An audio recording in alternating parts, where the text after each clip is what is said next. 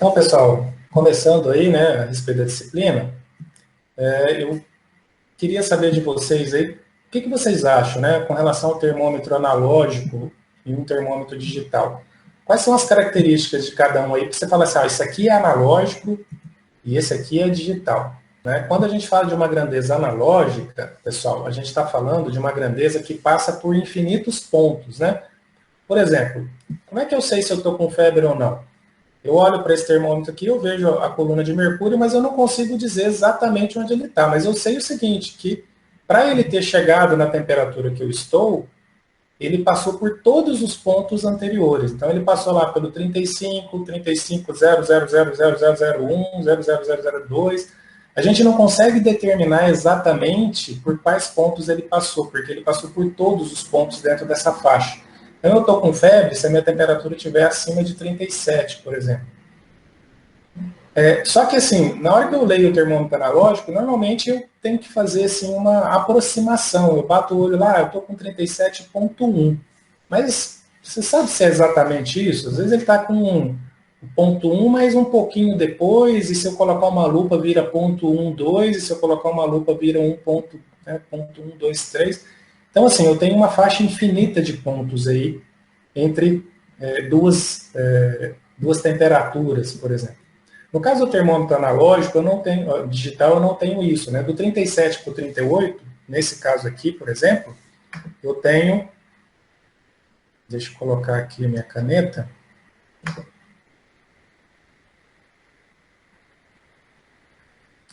Eu tenho só duas casas decimais aqui. Então, assim, vamos lá, eu estou com 37,1, né?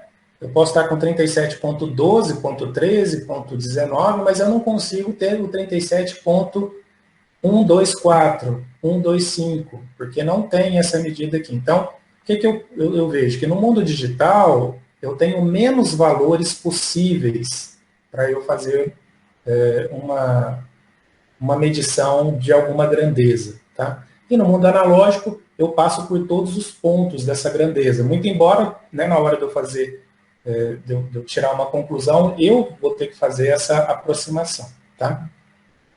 Então, por exemplo, ó, uma outra diferença aqui, né? Eu tenho um aparelho, não sei quantos anos vocês têm aí, né, a média de idade, mas os aparelhos de som antigos, o botão de volume dele, né, ele é com potenciômetro, né? Aqui é dos alto-falantes, do balance, e aqui é o volume.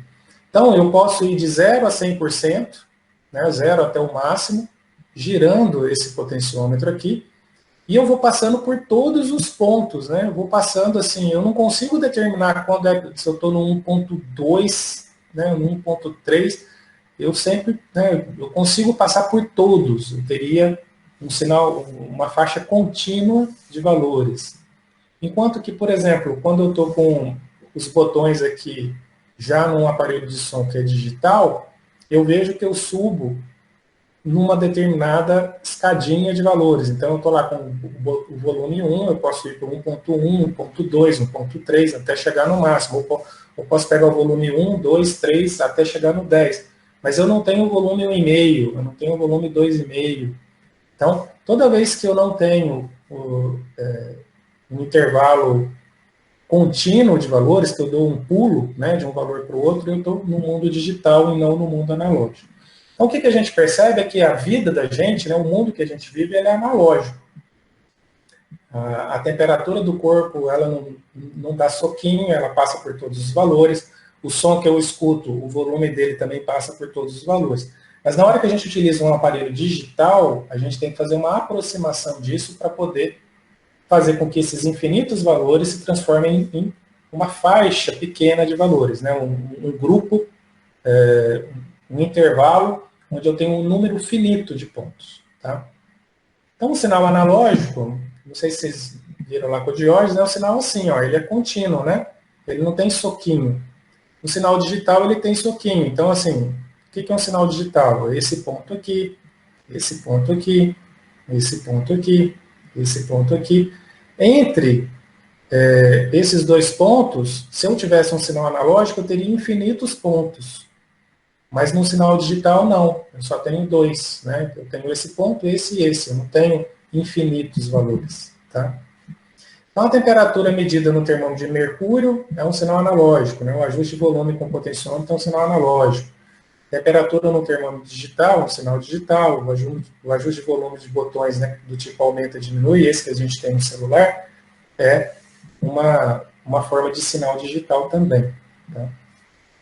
Então, no sinal analógico, a gente tem valores contínuos entre dois pontos. Então, se eu pegar dois pontos aqui, né, pegar esse ponto e esse ponto aqui. Para eu sair daqui para cá, eu passo por infinitos valores, né? Eu tenho um monte de valor aqui. Se eu pegar dois pontos aqui, ó, daqui para cá, eu só passo por uma faixa finita de valores. Nesse caso aqui, eu passei só por um valor, né? Então, esse cinza aqui, ele não existe no mundo digital.